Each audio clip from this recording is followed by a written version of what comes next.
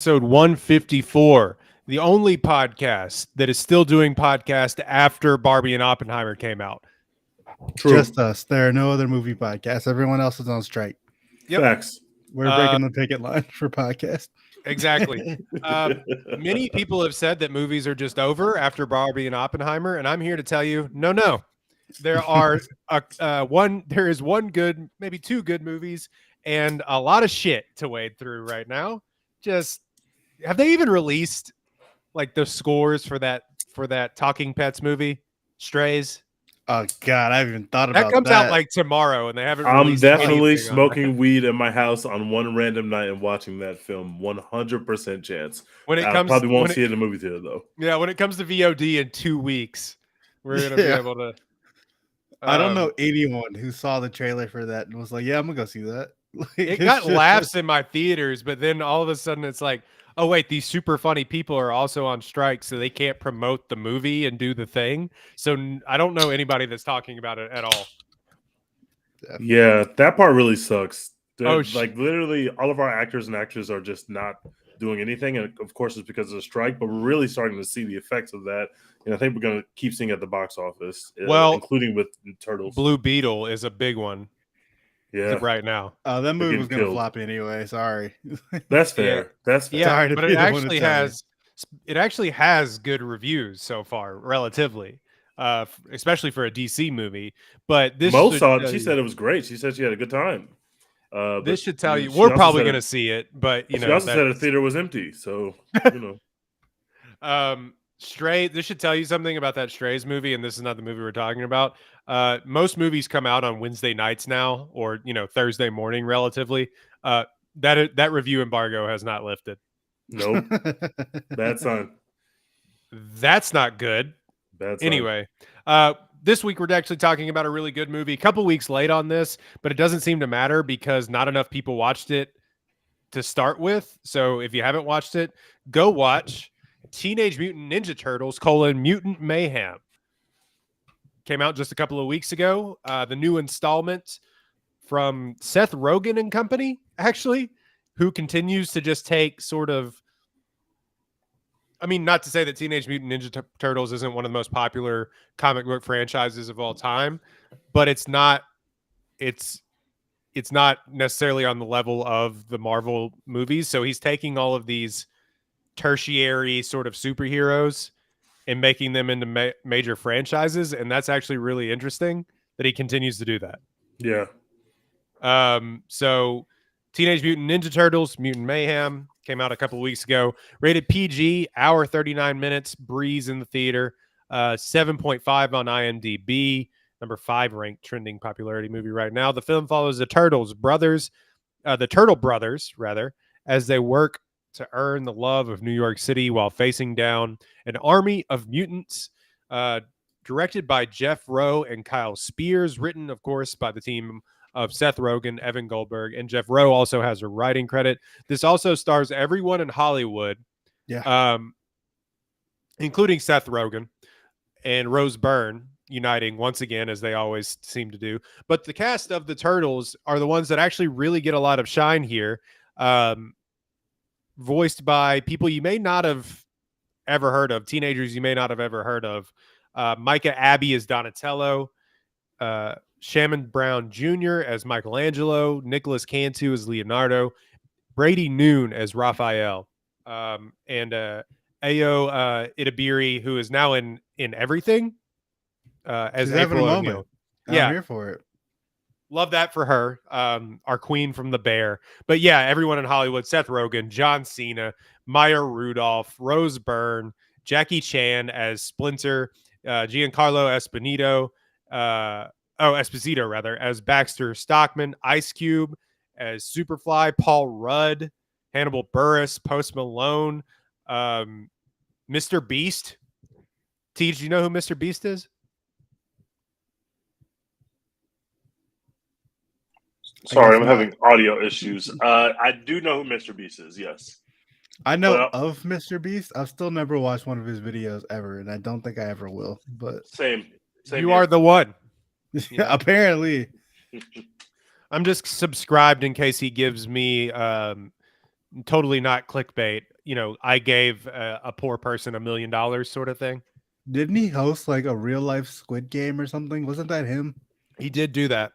Yeah, I was like, that's when I first heard of him, and I was like, this doesn't sound like my kind of thing. I'm okay. He got popular on YouTube, by the way, of like doing a live stream of like counting to 1 million, something like that. That's I his will first. never understand live streaming culture Wait, other than the people who what? watch us live stream. But He like his first ever video that got popular was like him counting to 1 million, and he somehow parlayed that into being like, I cured people's blindness. Why So- would people want to watch someone count to 1 million? Early YouTube, proto YouTube, That is insane. I will Charlie never bit my understand it. finger, And like that, what's that guy's name? Kai or whatever, who's like dumb popular. Every clip I see of his videos, I'm like, why do people like this? What is this? Meanwhile, they're millionaires and we're nearly 30. Well, Tej is over 30, not to mention, but like Way over, unfortunately. podcasting about a children's movie that he is in. So there's that. Yeah, there's that. Good point. Anyway, speaking of like box office numbers, everything kind of just got blown out of the water by Barbie. But that being said, I still don't know why this didn't do great numbers. Like, not to say it didn't make money. It's made $100 million worldwide, but it was like a $70 million budget for this movie based off an IP that everyone seems to love. And it just hasn't done well. I guess, I mean, I don't know. Maybe I'm like just not the right person to be like super moved by Teenage Mutant Ninja Turtles. Like, I know who and what they are, like Teenage Mutant Ninja Turtles. Like, yeah, it's like a thing. And all the old artist names or whatever. Like, yeah, I know what it is. But I've never in my life ever been excited about a Teenage Mutant Ninja Turtle movie. And so, yeah, I That's wasn't because like, y'all too young, bro. Y'all oh don't my god, like the understand. Teenage Mutant Ninja Turtles are back. Like, I went and saw it, obviously, but I wasn't like, yay, like I gotta go see that. Y'all don't understand the hold that Turtles had on my generation, bro. So you don't understand. I'm gonna let you talk about that, Tej, because you were really excited for this movie, and it just missed you and I. Like the huge animated show from like '89 was still going on when we were kids, but it like just missed our consciousness. And like I like it because my mom is a weirdo and showed me that really dated 1993 first film, Incredible cinema, where they're in like puppet costumes and voiced by people that aren't there. It's also not a kids movie, by the way. No. That movie. But this movie basically is made for Seth Rogen's generation of people that now have kids, which I'm shocked that those people didn't take their kids to go see the movie. Same. That's shocking to me. Those people will be watching on Netflix or wherever this movie lands. They will be. They will be. It's Paramount. It's a Nickelodeon thing. Yeah, it's Nickelodeon. So plenty of people will see it. I think that's the kind of genius of it, is that there's a lot in here for the Seth Rogen generation, the people that are my age who are obsessed with the Turtles, who went through their turtle phase as a kid and kind of never went away from it, because there's always been IP out there, either via movies or video games. Turtles was an extremely, extremely huge deal to my childhood. I watched that show all the time. I played all the video games. I watched all the movies. I've always been obsessed with them. And every kid that I knew that was my age also loved the Ninja Turtles. They were just everywhere. They were extremely popular when I was a kid. So to be able to tap into the fact that there's people out there like me who will always just walk into a turtle themed anything for the nostalgia reasons, to bring their kids who are really just like these kids from YouTube who are just like hanging out with each other and just riffing on stuff, putting those two things in the same movie and having something there for each individual, I'm going to chalk up their lack of success at the box office, and not to shit on making $100 million, obviously, but I'm going to attribute that to other things going on, including the writer's strike. I'm going to attribute that to other things because I think it's such a great idea. It makes perfect sense to be able to get these teenagers into the theater and to get these old people to the theater to go with them, and they could both enjoy a movie. And I thought that the movie sets itself up perfectly with that. That I enjoyed this movie a ton. There was enough in there for me as an old school turtle head, but I also, I don't watch the stuff on YouTube. That I have nephews that are 16, 17, for example. I don't watch the stuff that they watch on YouTube. I don't watch any of these popular streamers or these people. I don't watch Jake Paul videos. I don't watch any of that stuff that they watch on YouTube. So to have these kids that are kind of speaking this, like YouTube, they kind of speak like YouTubers, like they speak like people, like actual teenagers of today. Having the Turtles actually be teenagers of today, but also having enough nostalgia in there to make a person like me happy. It was everything I could imagine. It was hilarious. It was heartfelt. I cried at the end. Like, I had an amazing time in the movie theater. And it's so smart. Like you said, the kids are the ones they're carrying the heavy load. Seth Rogen and John Cena in this movie, and they barely have lines. Like, it's not like they are major parts of this particular film, which is awesome because those characters will be back for later in the universe, and you could always put more weight on them if you need to. But it was literally just these kids cooking. They were so likable. They were so enjoyable. Having Ayo, who's just amazing at everything, be here cooking with the cast with these YouTube kids are just riffing. The director of the movie said they would just have the kids in there and they would just let them riff for like 10 minutes and they wouldn't cut. And they would just put some of that stuff in the audio of like, this is how they talk to each other. They use these YouTube references. They're saying chopped cheese, bacon, egg, and cheese. Like, they're going crazy in the street. Like, that stuff is just because of the chemistry of these four TikTok kids. lingo, they're using TikTok lingo. Like, that's just these four kids who are kids of that generation, and they're speaking as they would as New York versions of teenagers. And it works so well to put that onto the Turtles' personality. The soundtrack is awesome. Hearing Annie up in a movie with the Turtles is just fucking, it's mind-blowing how incredible that is and how well that shit works. Putting ODB in like, this is speaking directly to me as somebody who's obsessed with New York hip-hop at this time, someone who's obsessed with the Ninja Turtles. That is giving me, as the old person in the movie theater, so much to deal with. And these kids might not even know Annie up, but they're going to know some of the stuff that the kids are saying. I just thought they did a great job with it. Ice Cube was mind-blowing. He was incredible. He pretty much plays the same character he played on 21 Jump Street, but it just it just works. Like, I had an incredible time with this movie. I was really waiting for him to be like, "Shut the fuck up!" It never happened. The scene where they realize that like these other mutants are their cousins, and so they have like this, he's when he's like, "Okay, so they go with the plan," and they're like, "What if we don't want to go with the plan?" And Ice Cube was just like, I forgot what the line was, but whatever he said with them was just like, "I'm about to go upside y'all head if y'all said y'all want to rock with us." Like, they're like, "Hey, Cuzzo, we're good." Like, I laughed hysterically during that. Like, I went to see this with a friend. We both were laughing hysterically during. There's about a 20-minute stretch of this movie where I missed every one-liner because I was laughing so hard in the movie theater. I had a great time with it. My movie theater wasn't that full, but the people in the theater, kids in the theater, adults in the theater, we had a great time. I would give this an A. I highly recommend it. And they're going to make it back when they hit streaming, and then the more people will go see the second one. We'll get more stars. We can still have Ice Cube pull up. Like, they had what they built it's just like Mario. I think that what they both accomplished was they built something that's foundationally so strong but so short. Like, they give you so little. Like, these are both hour-and-a-half movies. We have good villains. We have funny jokes. We give you a whole bunch of nostalgia. We get in, we get out, and we pull you into our larger universe. I thought they accomplished that perfectly. There's no one that's going to go watch this movie and not at least somewhat interested in tuning in for the next movie. I loved it. I gave it an A. Well, this is a couple of things. This is better than Mario. Like, if we're just strictly going off of movies based on IP. Yeah, hey, this is better. Shit on like, Mario made it is better than Mario, but let's not shit on Mario. It is better than please.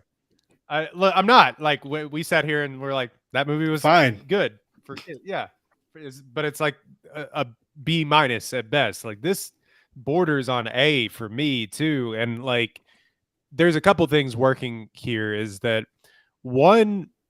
This is the best reviewed Teenage Mutant Ninja Turtles property ever by a large margin. Maybe by the way. Like, yeah, maybe outside of the 89 to like 96, I think is when that show ended, cartoon. But the first live action movie, just a little like film nerd history, was like one of the most highest grossing independent movies of all time. It made like $200 million off of like a $30 million budget. Damn. Sick. In Jesus. 93. But that movie was basically made for adults, which is it's a very adult crazy movie. to think. Yeah, it's and you kind of go back and look at it and you're like, a lot of these have kind of been made for adults, especially those weird Michael Bay ones that came out, weird and bad Michael Bay ones that came out not too long ago. Rare bad Michael Bay stuff. That stuff did not work. I love Michael Bay. It did not work. But he actually never directed it, but it was like Bay light. Yeah. You know, it was like somebody was stood next to Michael Bay in line at a CVS, and they're like, "Let's make a movie." I never even watched those, to be honest with you. They're not good. They're not good. Yeah, it's weird. Like, Johnny Knoxville is like the voice of like Leonardo. Yeah. It's really weird. Like everybody, turtles have notoriously in movies at least been very grown. Like grown-ups are doing that, and so it seems like a easy idea. Let's actually get teenagers to play the turtles. Yeah, they're called the Teenage Mutant Ninja Turtles. Yeah, but that is something very different. The other films do not focus on it. They're not teenagers. They're grown. They drink beer. They go out. They're making sex jokes. Like these are like obviously there are sex jokes in this movie, but like the whole milking thing is hilarious. But it's like this is a kids movie. These are sex jokes in a kids movie because these are actual teenagers versus making them. Johnny Knoxville is like 45. Like, why is he playing a teenage character? It really makes no sense, but that's what they've always done. So I was saying, yeah, this is like the most well-reviewed movie of one of the best well-reviewed movies of the year. 97% on Rotten Tomatoes, 91% audience score. With its unique visual and story, visual style and story that captures the essence of the franchise's appeal, Teenage Mutant Ninja Turtles, Mutant Mayhem is an animated treat for the whole family. And I say all that to say, because of who is made for, who it was made by, how good it actually is, how well it was received, and it didn't technically flop, so enough people saw it to have word of mouth. I kind of feel like this is going to do what the first, and it's not as successful as the first Spider-Verse movie, but people forget that the first Spider-Verse movie wasn't the most successful thing on the planet for how well received it was, and it won the Oscar. Yep. And it wasn't until it got on Netflix that people were like, how come nobody told me about this movie? Yep. And it had a completely second life. Now, not that many people have Paramount Plus unless you're like 67 and you're watching all of the Taylor Sheridan universe. They're watching Top Gun Maverick still. That is, we were watching all the Mission Impossible movies on there. But you're right, Teach. This is probably going to have the second life, and they definitely want to make another 2 or 3 of these before these characters age out of this. But yeah, my review is, and Dex, I'll let you go in a second. I'll just continue on in my review. My review is exactly that. It felt like it was actually aimed and knew where it wanted to go. It was fun. I just had a really good time watching this movie. I will say it kind of is a little gross. Yeah. Like it looked like all the monsters are really like David Cronenberg, like the Fly. They're Frankenstein's monsters, like all of them. Yeah. They're really kind of gross and grimy. I love that and about the arts. them. There's such a band of misfits. Scene where the scene where the turtles are amongst them is just, that's some of the funniest shit I've seen in the theater in a number of years. The kind of just like the mishmashes of relationships. Post Malone just randomly just singing for no reason. Yeah. I couldn't contain myself, man. That's some of the funniest shit that I've seen in a long time from a kids movie. I was literally like leaning over in my chair. I couldn't take it. Yeah, and I think the art style is something that we haven't. I mean, at least I haven't seen. It's not like Mario where it's that super glossy 3D animation. It's sort of, I guess, like Spider-Verse, but it's like even more so drawn than that. Like you can see the pencil outlines almost. The director said that he wanted it to look like teenagers drew the movie. Like like teenagers sat down and drew the movie like they would go home and draw comics. And so you can kind of see the rough edges of the way that stuff is animated. And I think it just works for the world that they're trying to create. It really, really works. But even that's we keep alluding to Spider-Verse. There, like you could see, it's not like they're trying to hide. Like there are blatant homages to Spider-Verse. Like you could tell that they were very, very they saw Spider-Verse and they really wanted to make their own version of it, because there's a lot of Spider-Verse into this film in terms of the way it's presented. But I thought that it was really smart, and it never felt like they're trying to, like, they're copying from Spider-Verse. It just felt like, oh, okay, they obviously have taken some stuff over from the Spider-Verse people, and everybody should be, and everybody really is in that world, because why wouldn't you? It's game changing. Yeah, I think that the Rogan, and I mean it's been special since the beginning. I mean, Dex had weird and bad opinions about Superbad, but like the horrible opinions about Superbad. That writing style and their joke telling and the way that they sort of have gone about the Apatow riffing method of letting people continue the joke is really good. He really has his finger, I think, on the pulse of why he liked these superhero comics back in like what made them stand out to him.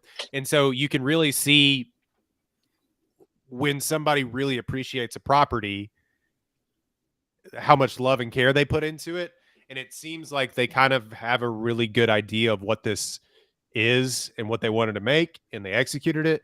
And I thought it was just a really well done, funny, bordering on PG-13 at times, but PG romp at the theater that you could take. I would say at times it's kind of fucking scary too. Like if you took like a 7-year-old in there to see it, I think they may be a little frightened by the movie at times. That's fair. I'm not saying like parent your own way, whatever. It's a PG movie, but it is kind of like there's huge monsters destroying cities. Like they nearly get crushed, and it's just like it's kind of perilous at points. That last act and the last fight for New York or whatever, my heart was kind of racing a little bit, and I'm like, this is a cartoon. Yeah. But anyway, it does kind of jump. Some of the editing is a little wonky. They really at one point it felt like they cut like 5 scenes out of the movie and just pieced it together when they jump from being at this, or Splinter rescuing them, to going and trying to throw the machine into the water. Oh. It felt like they were just like, all right, now we're here. And it didn't make any sense, but it's a kid's movie, whatever. I gave it an A-. I don't think it's as good as Spider-Verse, but it's definitely probably the second best animated film of the year. It sucks because in any given year, I feel like this may win the Oscar for best animated picture. I agree, but it has no chance. I thought the same exact thing as I walked out of the theater. I was like, it could easily be an Oscar winner in another year. But I watched the first 20 minutes of Spider-Verse 2 again randomly this weekend. I was like, this is some of the most beautiful. Like I could not believe how good the opening of the movie was, which really struck me in the theater. It's just Spider-Verse is operating on another level, and obviously that's their second movie, so like they're really operating on another level. So it's going to be hard for them to beat them at the Oscars. But still, great job by Seth and the team. Go ahead, Dex. Yeah, I really like this movie as well. I wasn't quite as moved by it as y'all were. I'm more like a B+ kind of range, but it's still a really good time at the movie. It's hard to go wrong with something like this. They kind of stuck. They knew what they wanted to do, and they nailed it, in my opinion. I really liked the whole teenage aspect, like the whole "I want to be a real boy" of it all. It's just like that always works for me. Yeah. I want to go to high school. Like, the kids we watch on TV, like we've been living in a sewer our entire lives, and but we have the internet. Like that's a cool angle, I think. We lived in a sewer, and we've only seen like culture through YouTube, TikTok. TikTok. Yeah, like that's dope.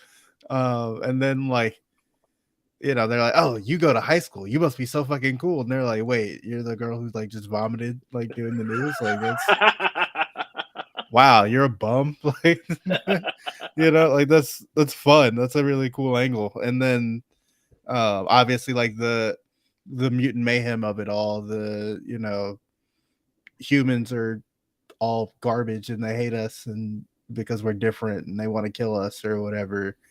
Superfly and Splinter being two sides of the same, or being two sides of the same coin. Magneto, Professor X, basically, in terms of how you approach it when you're a mutant, but humans treat you differently. Yeah, like all that is really cool to me. I gave my guy the Jerry curl and the mustache too. From the that was really funny. Really funny character design. Yeah, I liked all of that. The April O'Neil stuff for me, like parts of it worked, parts of it didn't. Like when she's like the butt of the joke is like when her character was the best, which feels bad to say, but like when she was like trying to have like heartfelt moments with the team or whatever, I was like, okay, I don't really care that much. Like, whatever.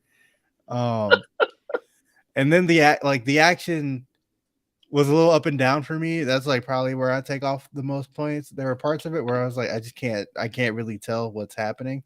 Like, like I can't see it.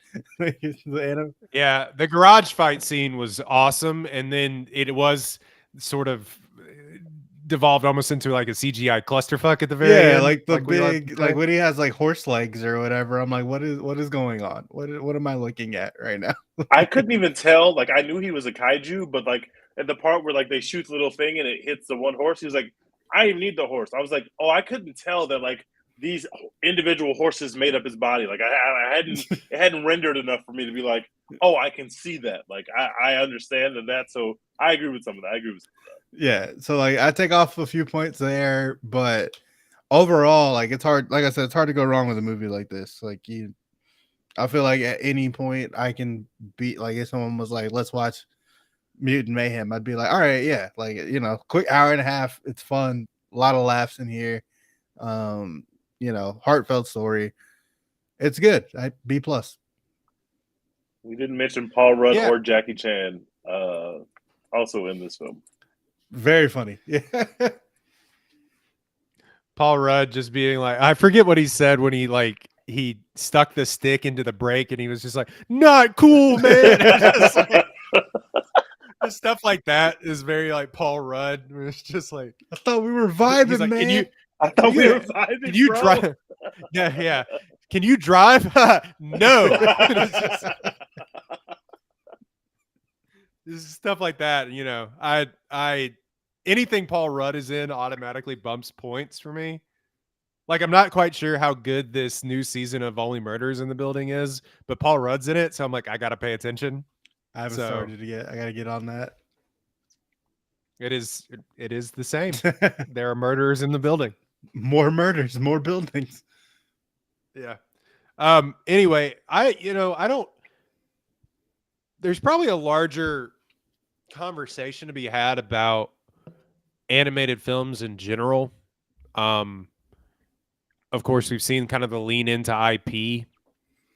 Now you can get away with doing more with that IP in the animated space. Like you just can't make a live action Mario movie. They tried. It's horrendous. Like you just can't. I hope they never try that again. Ever. Oh God. I mean, they're trying to make every little fucking piece of IP into a live action movie now after Barbie, but it's interesting because Pixar, and we talked about this movie before, but that Elements movie, they just kind of kept it around and it became sort of a hit. That's true. Which is to say that I think that there's always a market for these films. But they were also the only kids movie really at the box office for like a month and a half. And they got to really rake it in because people are just like, whatever, just go see what the kids want to see, and just hung around and made some money. Maybe Turtles can do something like that too. Also, the movie is like cute and fine. I liked it. It's not like what was that last one that flop, like Strange Planet or Strange World or whatever the fuck it was called? Yeah, Strange. That World. movie stunk. But like Elementals or whatever it was called. That was Elemental. That was good. Elemental. I still haven't seen it. I need to watch it. Yeah, me either. And I don't know. I just think we're at an interesting place with animated films where obviously this year in animated films is now driven by IP, but it has since produced two of the best animated films in a long time. For Tej and I to say, but I don't know. I don't have a bigger point. I find that interesting. I think it is interesting that for somehow Disney is like the one studio really doing original animated movies still, and it's like not working. Yeah. Like it's just right. Yeah, it's like they can't even get those off the ground right now. They have another one coming out at the end of the year. I forget what it's called, but something about a wish or something. It might be called Wish, actually. Now I'm thinking about it, but I'm not saying that Disney has to go to they make their own IP is the whole thing. But like something about it isn't resonating the way, and maybe it's just I saw people just say, you know, they're kind of retreading on some things. Like Elemental obviously tackles different themes from this, but it is just Inside Out, like colors and shapes. It felt like Inside Out. Every trailer, I was like, so this is just Inside Out, basically. I mean, it's not. I don't know. But I can get why you would feel that way. But yeah, the story is like just completely different. Like the themes and stuff they're tackling are different. Like the vibe is different. But yeah, like I get it. The color palette wasn't switched up enough. Yeah, I think it's just not necessarily.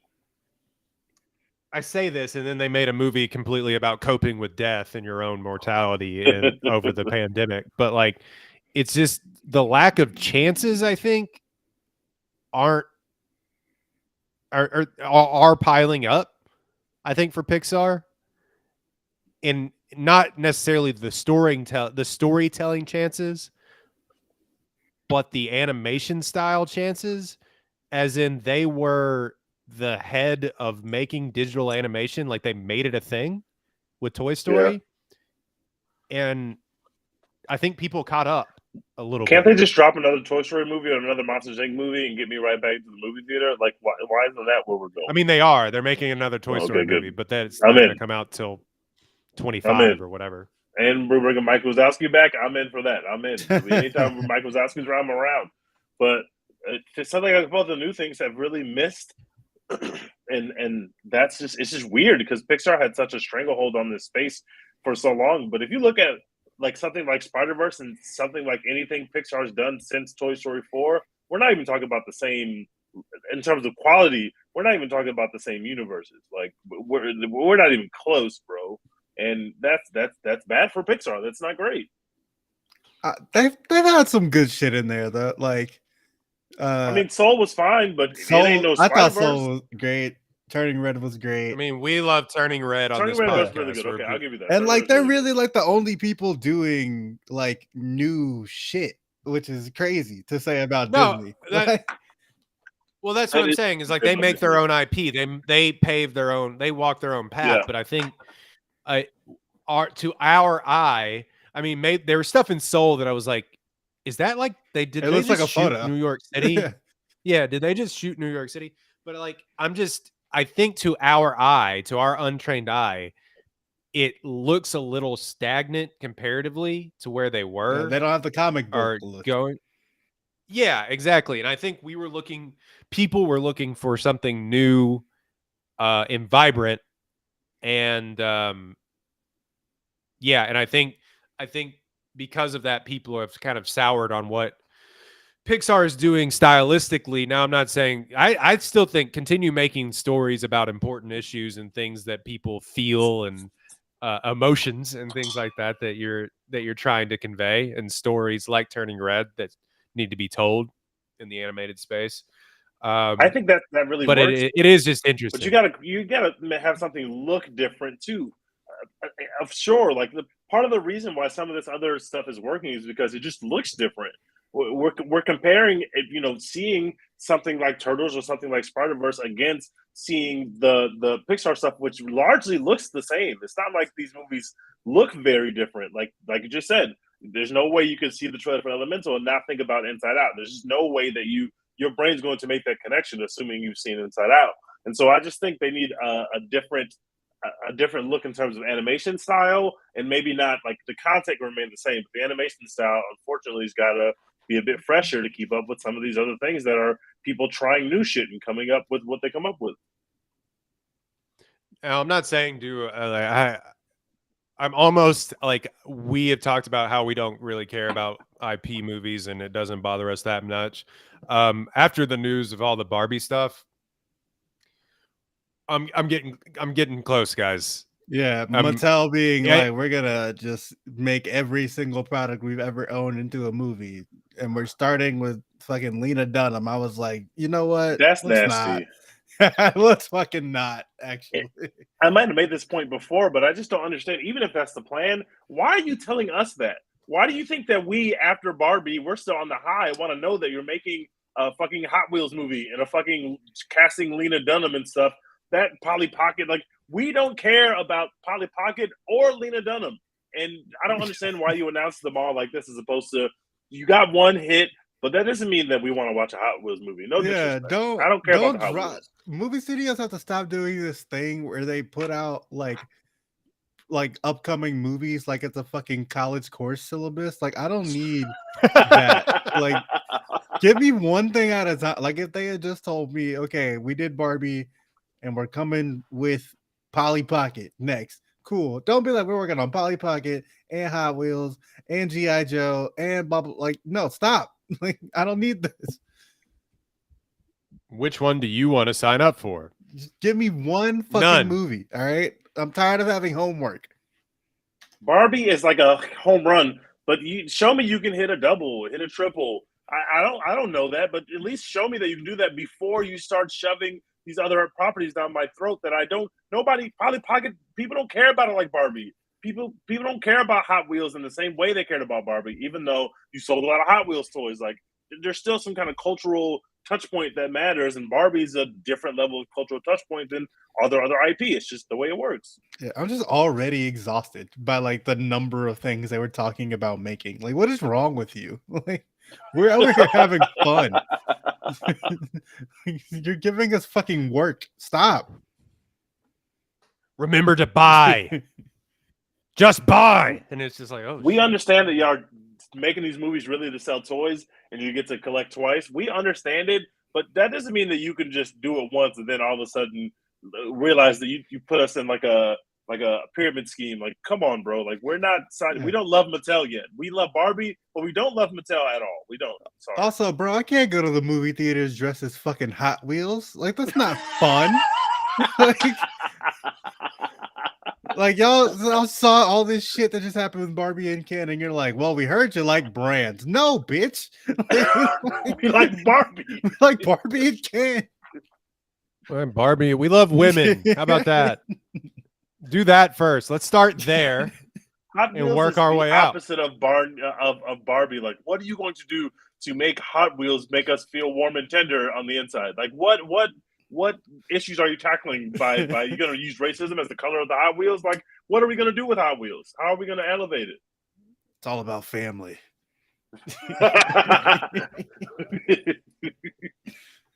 Hot, fast, Jesus. Hot, furious.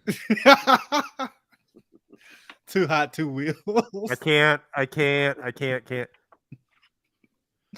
Hot ones.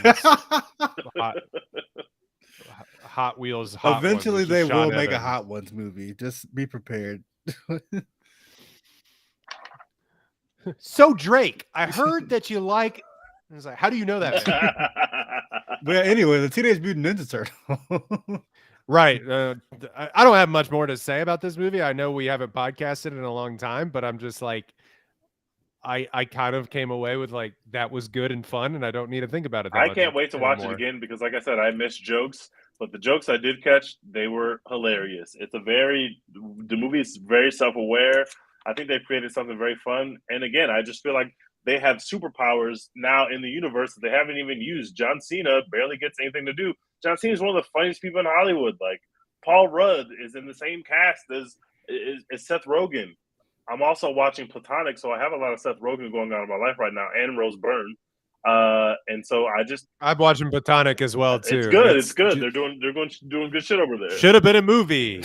It seemed like it would have been a movie when I first watched the trailer. I haven't watched the show yet.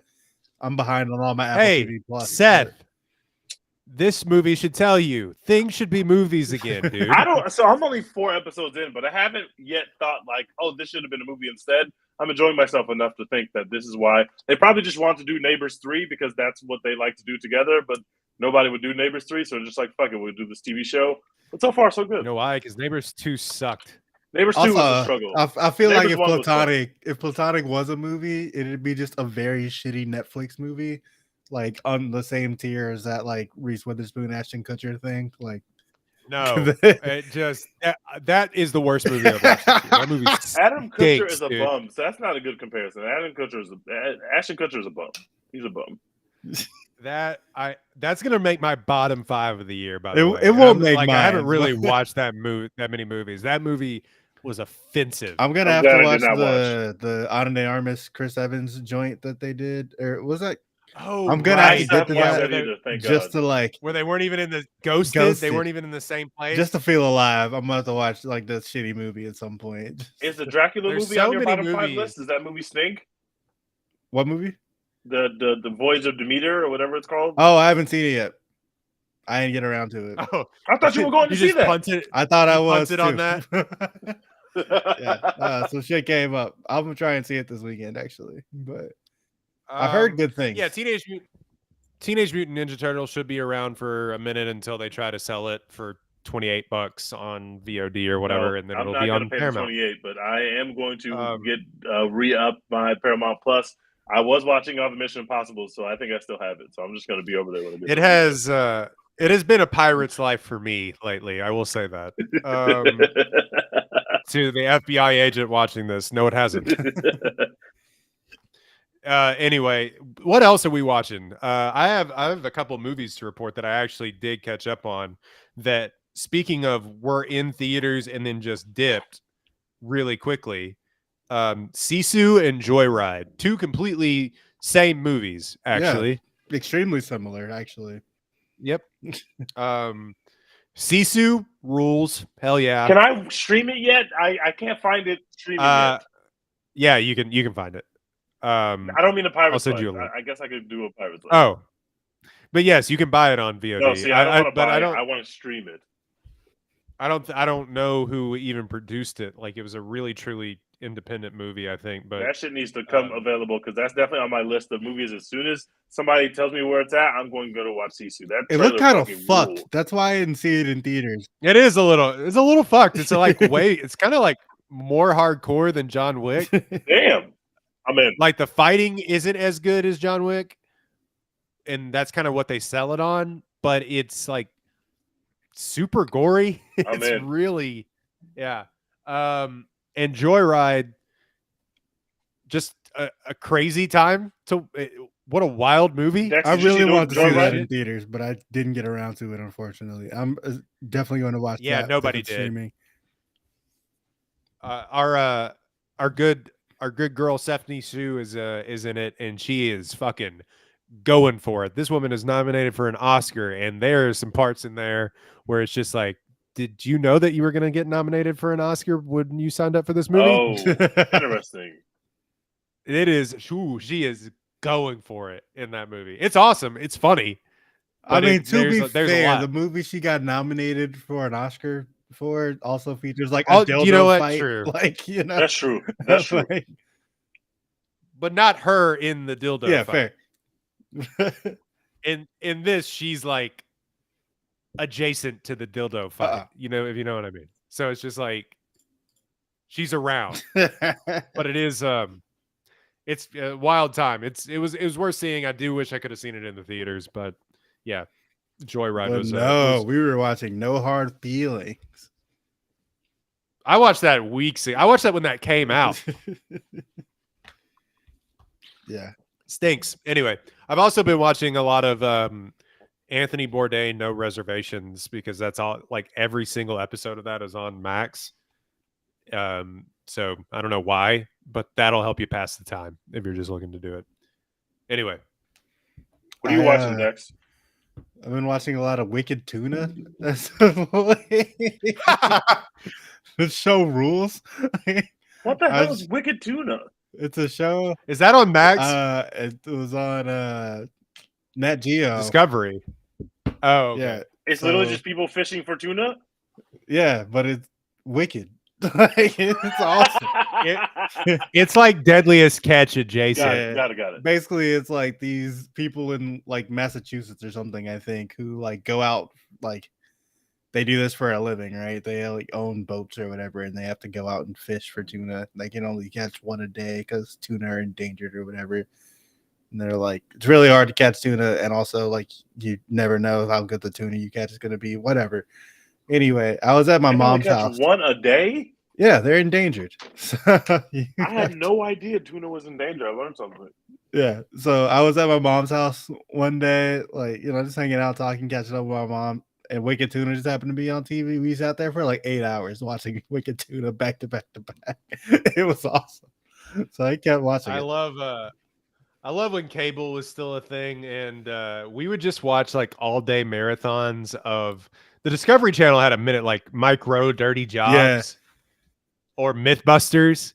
Like when they would have a Mythbusters marathon, we were glued to the couch. I don't know what that was. Yeah, like if we had Bravo, like when I was living with my parents or whatever, we'd sit there and we'd watch like an entire season of Below Deck or whatever. It's like just because they just run it all day long. But yeah, I've been kind of slacking when it comes to getting back to the movie theater. I haven't gone back to the movie theater since I watched Mutant Mayhem, but I did watch Theater Camp that same day, which I loved. So shout out to Theater Camp. I gotta see Theater Camp. I'm very excited to see that. There's not a lot of stuff that has been sort of. I mean, Talk to Me is going to be like a surprise, not a surprise success, but like another A24 success, and it's going to make $50 million on like a $5 million budget and be heralded as one of the best horror films of the year. And will remain unseen by me. Said no thanks. Like that Haunted Mansion. We haven't talked about this. How much is it any good? I know that no one saw it, and I knew it was going to tank as soon as I saw the trailer. But did anyone is it actually good, or is it just bad? I don't know. I think the reviews are bad. The only person I know in real life who saw it actually liked it. But overall, the reviews are bad. 39% on Rotten Tomatoes. So. Oh, yikes! But yeah, I mean, I'll probably watch it eventually. It'll be on Disney Plus at some point, I'm sure. I'll turn it on. Why not? Whatever. But Theater Camp is good. If y'all haven't seen it, y'all should watch it. Very I'm funny. Gonna watch that when they very cute, very heartfelt. Cheered up a little bit during the final song. Not gonna lie. Yeah, adorable little story about a struggling theater camp. I'm gonna see what I've been watching. I'm watching Platonic, like I said. I've been going through all the. We lost Dex. I don't know where Dex went. I've been watching Quarterback on Netflix. I've been watching Winning Time, which is the best show on TV right now. Wait, are you frozen too, Royden? Oh, my bad. Here? Oh, what's that? Okay, you're all here. Right. I thought you were frozen because Dex is gone. Okay. All right. Where did I leave off? What did I miss? I was just listing what I was watching. I was watching Platonic. I'm watching Winning Time. What else I've been watching? I just finished Quarterback on Netflix.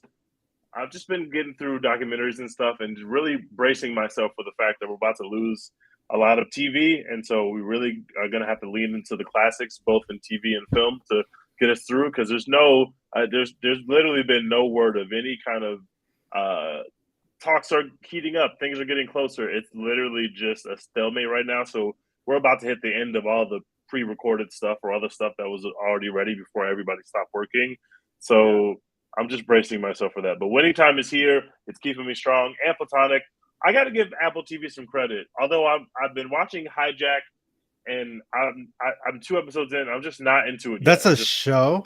I thought it was a movie. I thought it was a movie. It is like a 10 episode show. Make things movies. I would much rather this as a movie. I can already tell you right now through 2 episodes, this works better as a movie because 10 hours of literally the same flight, the same situation. I don't care what's going on the ground. I don't care about all these people. It's just it's I'm finding it hard to invest myself.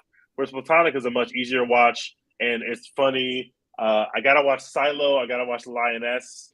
Silo, very good. I gotta watch Silo. I gotta watch Lioness. But that's basically what I've been going through over here. I need to catch up on Physical because that I watched the first season of that show and I really liked it. And then the second season came out. I was like, oh, I'll catch up to it eventually. And now they're on the third fucking season. I was like, when did that happen? It's like most of their shows have been really well reviewed, except for Tom Holland's The Crowded Room, which is just a big L. Yeah. I know some people who really like Crowded Room, though. I know some people who were really into it. I have not seen it, but I definitely knew some people in real life who said they liked it. I think Apple's doing interesting stuff over there. I got to give them a lot more credit than I've given them in the past as I'm running through some of their shows. People are obsessed with the morning show. That's coming back for season 2. I've never seen it, but season 3. I kind of want to tap into season that. 3, yeah, or season 3. Sorry. How much juice are they squeezing out of the Matt Lauer story? I don't know, but like that happened it's crazy 10 years ago. Apple of all companies really has a hard time like breaking into the zeitgeist. Like they have a Ted Lasso, but like that's about it. Like that really. I think Severance is going to be the next thing. I really do. Like, well, depending on what's happening on set, there's all this bad stuff coming out about behind the scenes drama between the show creators, and I hope they can get that resolved because I think Severance has the capacity to be a really, really, really big deal for them. And that first season is one of the best seasons of TV I've seen in a long time. Yeah, unfortunately, everything on Apple TV Plus is like if you know kind of shit. It's like you can talk to people who will tell you like, oh, Dickinson's amazing, but it's like there's 7 of them in the entire world. Yeah, there are dozens of us that have watched. Hold on, dozens of us. A show which I'm not kidding, they spent hundreds of millions of dollars to make, and they were so fucking excited about it. They were like, people fucking love Jason Momoa. We're gonna make so much money. No, you're not. Nobody saw that shit. What's our next episode about, y'all? What do y'all think is what's on the horizon? Talk to me. One thing I forgot to say that I watched recently was the fucking Johnny Manziel doc. That shit was nuts. I watched that too, and it was fire. Johnny Manziel was going crazy, bro. He was they were able to squeeze into like an hour 15. Like that was nuts. I need a 3, 4, 5 hour version of that pronto because I couldn't believe some of that shit. Was it part of their Untold series? Yeah, it's one of the Untolds. There's one coming out about the Florida Gators team with all the criminals and Aaron Hernandez, and I'm gonna be right there, seated on my couch when that shit drops. I love that. The Pouncey twins. The Pouncey twins. The Aaron Hernandez is the criminal amongst criminals. It's like, it's all the criminals and Aaron Hernandez, the big guns, literally. Like he's the kingpin. Everybody else is the henchman. Oh man, everybody else is wild, but Aaron Hernandez, Jesus Christ. Calm down. Other people getting into fights. Aaron Hernandez was literally catching bodies, bro. That's insane. My favorite. I haven't seen the Manziel thing, but none of the clips that I've seen surprised me even a little bit. You have to see it, bro. I'm gonna watch it. The moment that like fucked me up was when they were like, "Yeah, we completely made up that shit about my parents being rich." So y'all just all fell for it. I was like, "Yeah, they have me, dog." I just like accepted. I was like, "Yeah, that makes sense." I just accepted it. Yes. His parents are probably rich. That's why I couldn't believe money. When he said that, I had to rewind it. I was like, "Wait, I just bought that." Like, okay, like. His family's rich. What do I know? Like, I just bought it. Yeah, wait, his family's not rich? No, they made that up to keep the NCAA off their back. Everyone believed it. Reporters believed it. People just went with it. I had a dude in college said that he grew up with him and said that he was rich. What the fuck?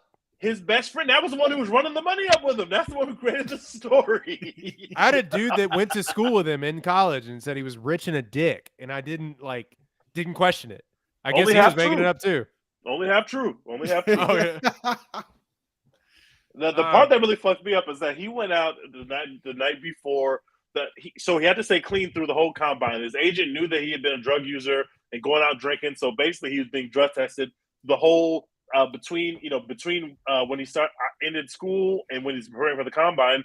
He had to be clean. He made it through pretty much all of these 3 months clean. The week before the combine, he fucks up. He goes out, he gets drunk, he starts partying. The day before his actual throwing day at the combine, he's got his receivers with him that are going to run routes for him. He takes them all out. They get fucking hammered that night. Johnny wakes up chipper in the morning like he always did after a night of drinking and debauchery, ready to go. I'm going to go do my workout. The receivers are so drunk they cannot get out of bed. So his agent and his lawyer ran the routes for him, and he got drafted in the fucking first round. That's insane. He had his agent out there running routes for him. Unreal. And apparently he crushed it. Cleveland was like, yes, that's the guy we need.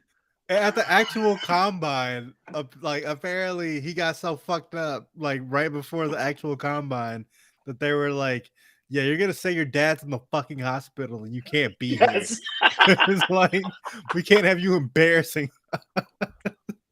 I was like, "Fuck, dude, Johnny Manziel is a wild boy." Like I already knew wild life, but man. God damn, man. We say he lived a wild life, and you kind of look at it, he's only 32. Yeah. And thank God that he made it that far, because some of that stuff in that doc makes you see that there were some other ways that life could have went, man. He was really going crazy. Shit, man. I'm gonna watch it. Insane. That doc is awesome. I need a 5-hour version of that. Somebody needs to go pay Johnny Manziel right now to get a 4-episode version of that. I need it. He's 30. That's unreal. He's 30 years old, bro. Oh my God. Liver of an 80-year-old for sure. I can't imagine being that famous at 18. Dex, you and I always say we would have just died. Yeah, for sure. His constitution's better than us. It happened so fast. This dude was a relative nobody months before, and then like 4 months later, he had won the Heisman and he was partying with fucking Drake. That happened in this man's life with like a 5 or 6 month time span, from a nobody kicking around in College Station, Texas, to traveling the world with Drake. Like that's just. I think it was Sting that said that it's really the first thing that ever like played out on Twitter. Yeah, seriously. Like he was literally at the forefront of like this athlete who's not a pro athlete and is supposed to be broke, like is living his life literally on Twitter and in front of the whole world. It's just a crazy story. We knew about everything. We knew about everything right away, and we weren't used to that. And he was like the poster child for that, which is crazy. I definitely and maybe the worst person to have everybody watching him for every second of his life. He's probably the worst person to ever have that burden of like, oh shit, every time I leave my house, everyone's watching me. Not a good person for that to be bestowed upon. Even just regular old me, both times that I went out to Northgate, I was getting fucked up, making terrible decisions. Like I can't imagine being Johnny Manziel on North Map. Would not have made it. Wouldn't have made it. Wouldn't be here talking to you kind folks right now. Be some other handsome white guy. Crazy. No, I think the next thing that we're gonna do, I kind of want to do Blue Beetle. I'm down for Blue Beetle. I'm down for Talk to Me. And if we do Blue Beetle, it'll force me to go see Blue Beetle, which I'm perfectly fine with. We'll give it our tens of dollars. How about that? We'll do Blue Beetle next. There are dozens of us Blue Beetle watchers out there. There will be. I will give it one of my AMC A-list reservations. I'll give it. There was a tweet today. I'll see if I can find it. Somebody already screenshotted like the Dolby, seat reserves or whatever for Friday night. And it was 3 people in like a major the place that has Dolby. So it's just like, that's not good. Not good. I'm gonna check what it is for mine. The 7:00 Dolby showing. We've got about 15 people on there for tomorrow. Oh wow, that's more than I thought. We are gonna be Blue Beetle watchers soon, guys. Actually, you know what we're gonna do? We're just gonna Oppenheimer rewatch. Let's get it moving. Get it moving again. There's a lot of Killers of the Flower Moon talk going on out here, and cannot wait. I think it's gonna be. Can we just do like an Emily Blunt appreciation episode? Like we all just watch a different Emily Blunt movie and just come back. What we need to do, and we talked about it kind of as a joke in the group message. Blindside rewatch. Yikes. Hey, can y'all leave Sandra Bullock alone on the internet, guys? Please. Yeah, It's what not the her fuck? fucking Sandra fault. Bullock is not at fault. All right. Stop it, guys. Stop it. Sandra We're trying to Bullock take did nothing Sandra but give Bullock's y'all cinema. We're trying to take Sandra Bullock's Oscar for playing a problematic white woman, yet Roman Polanski has an Oscar for being an actual problematic person. Yeah, Casey Affleck an Oscar. You're coming for Sandra Bullock? Yeah, I need to stop that shit. Y'all need to Sorry, stop that right problematic. I said problematic. Criminal. We were giving criminals Oscars. Yeah, Sandra Bullock was in Speed, and you're trying to besmirch this good woman's name. Unreal. I will Give not back have her it. Oscars. That's unreal. What was the Eddie Murphy joke is about when he accepted his award as his Mark Twain award when he made fun of Bill Cosby, and he said, you fucked up when they want you to give back your trophies. That's one of my favorite videos to go back and watch. It's him accepting an award, but just making fun of Bill Cosby, which is an incredible bit. Yeah, so we're gonna do Blue Beetle. I too kind of want to watch to see how it stands up. Probably not great. I'm definitely gonna go see Talk to Me, even though we're not gonna talk about it because Dex doesn't want to watch Talk to Me at all. Y'all can talk about it. Yeah, I'd say mini review Deej whenever I'm gonna go see it. I need to feel something. I think I need to feel something before it's out. I've heard enough good shit about it. I need to go check that out. So I'm definitely gonna be watching that and Blue Beetle this week. Let's turn it up. All right. So that has been a One Take podcast after a couple of weeks off in the summer. Hey guys, I just want to tell you, movie season, like we're kind of in a lull right now, but movie season is about to heat back up. After the Oscar season this year is when we should be worried, but this Oscar season I think is going to be a good one. Facts. So Facts. And Killers of the Flower Moon is still coming, and we've already had a year of incredible cinema. I do also want to point out the fact that we've had more people join the Legion that is Babylon Hive. Stephen King tweeted about how amazing Babylon is, and we tried to tell Royden, but he did not listen to us. He did not listen to us. But we are Legion. We are here. We will never forget those times that we spent with Babylon.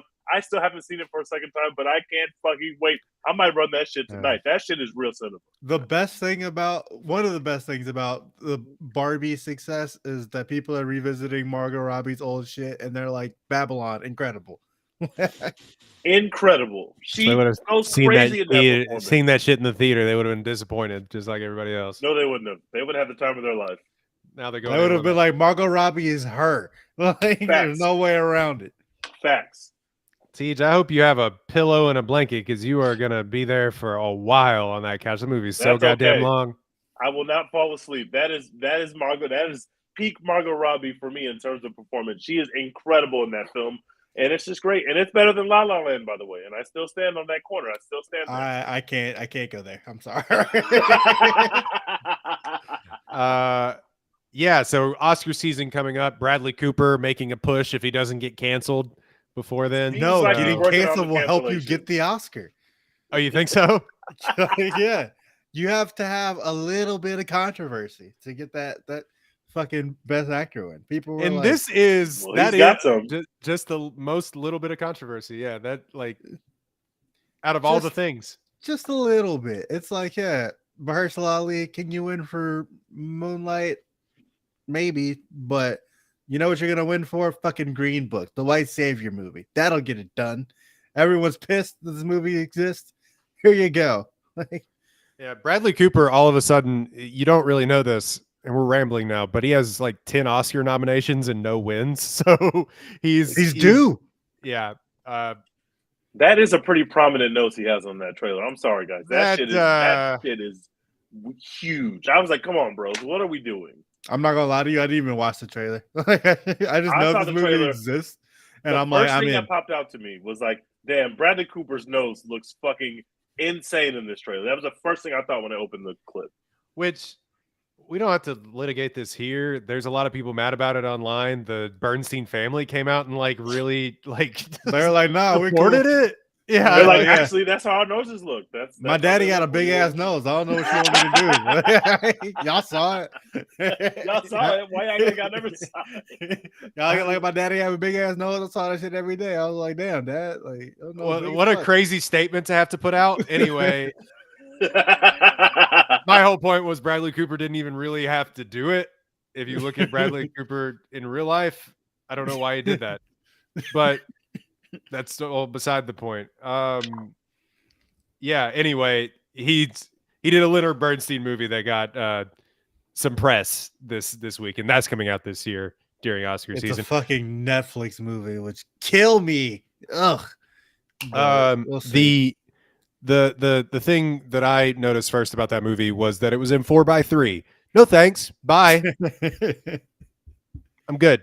Anyway, so we don't really have to talk about that controversy. Just know that the Bernstein family came out and was like, okay. So that's interesting. Anyway, Oscar season is upon us, but that has been a One Take podcast.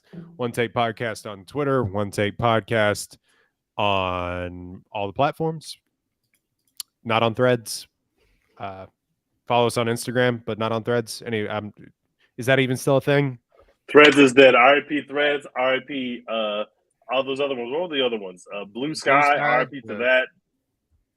Yeah. Anyway, it's still twitter.com, but X on your phone. So, Dex, what are we doing? Hashtag support Florence Pugh. All right. We shall. We're out.